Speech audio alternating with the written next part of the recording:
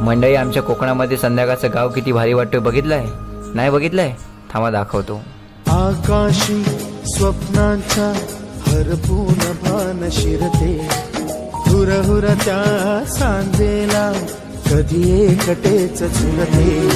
सावरते बावरते झडते, अडखळते का पडते, कधी आशेच्या हिंदोळ्यावर मन हे वेडे झुलते. मन तरंग होऊन पाण्यावरती फिरते,